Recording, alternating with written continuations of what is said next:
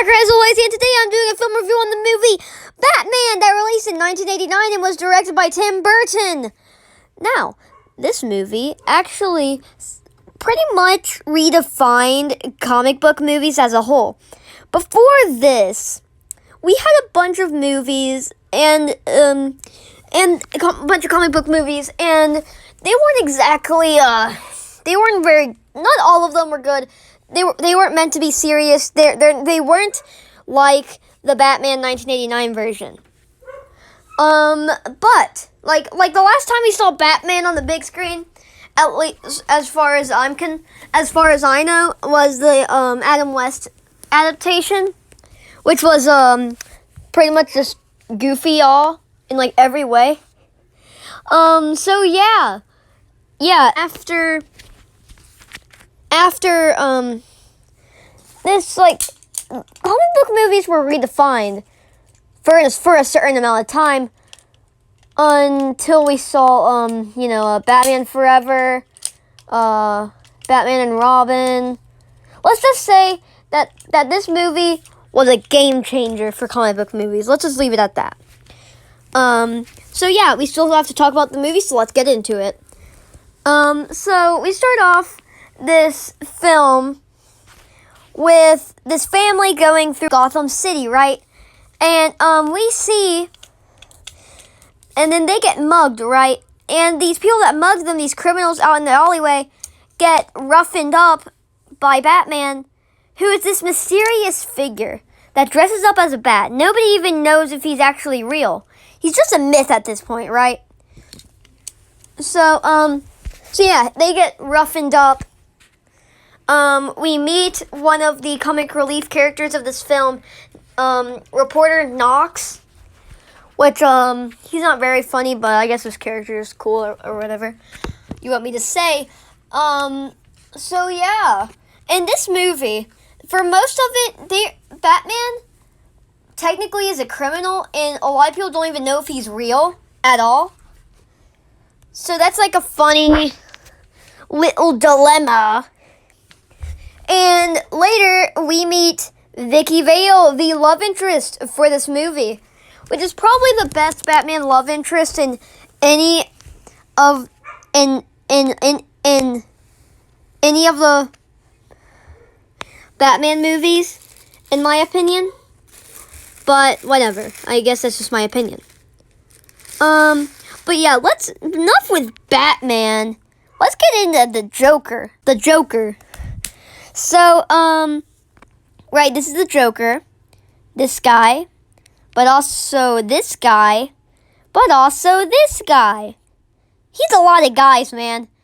I guess you could say he's three big guys. I'm not gonna continue with that joke. We don't meet Joker right off the bat. We actually meet the version of him before he got thrown into the vat of chemicals. Oh yes, he has a backstory in this movie, which isn't terrible, but I don't really care about this story decision, but whatever. So we figured out that he was thrown in a vat of chemicals by Batman, and we actually see this occur, which is interesting and fun to watch, I guess. And so now Batman and the Joker have some chemistry. See, we got both of them in this image right here. Right, so, but guess what? Joker, right here, has a crush on Vicky Vale over here. And this creates kind of like an extremely weird love triangle between Vicky Vale, Batman, and the Joker, which is weird in a lot of ways.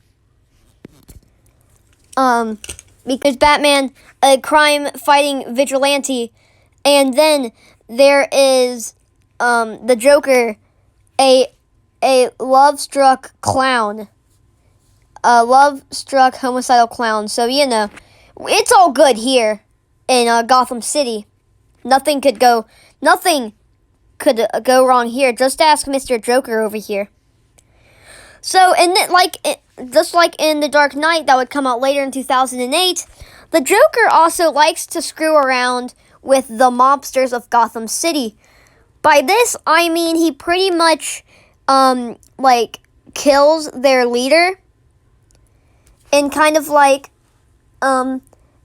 takes over the mob, but that's kind of like glossed over in the grand scheme of things. Just thought I would mention that.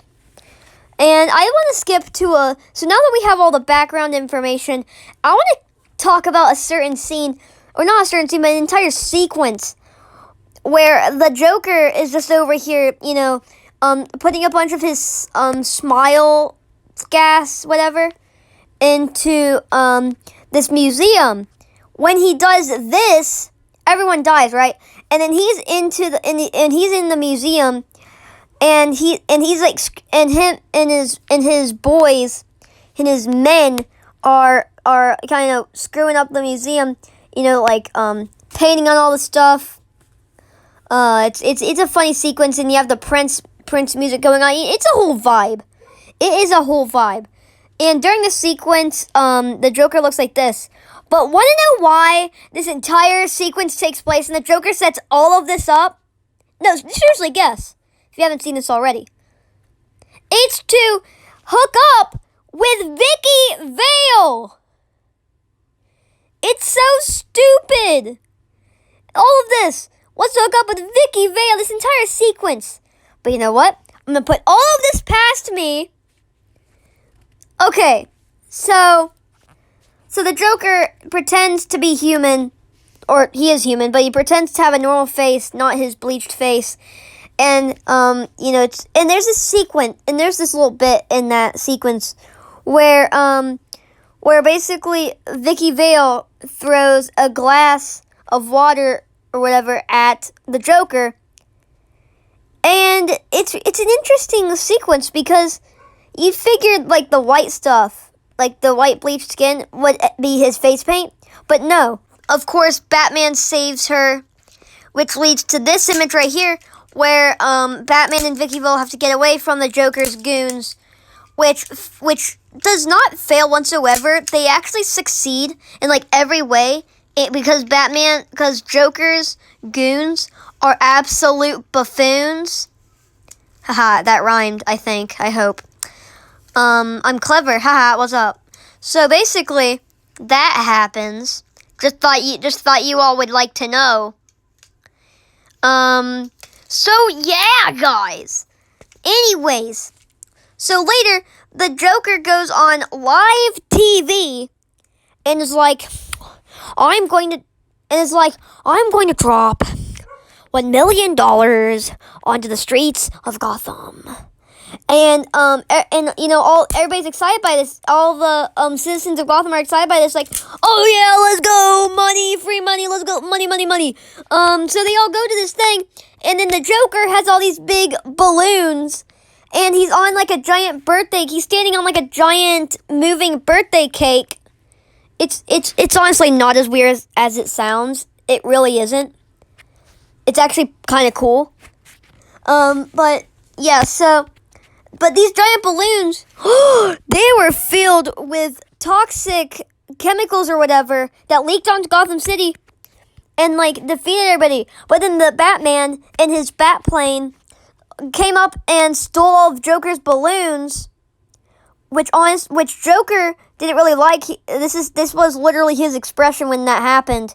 You know, he was kind of mad and pissed off after this. Which is baddie problem, I guess. So, anyways, so Joker takes Vicky Vale into this church building and is all like trying to go on a date with Vicky Vale, I guess. But oh no, the Batman's not having this, so he catches up to them.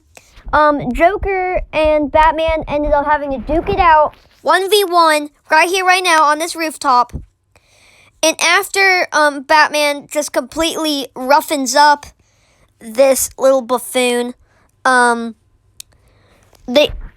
Joker pulls both of them off the side of the balcony, and they're all just standing on the side of this giant building. And well, Batman outsmarts the Joker right as he's leaving, and the Joker falls to his death. The effect doesn't look that good. but, you know, it doesn't really hold up very well, but whatever. It was still cool. So then Batman and Vicky Vale escape, of course, like they always do. And yeah, that is my review of the Batman 1989 movie.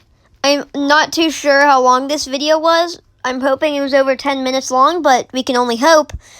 So yeah, guys, if you enjoyed this video or any of my other content, please consider subscribing and dinging that bell, and I will see you in the next one. Goodbye.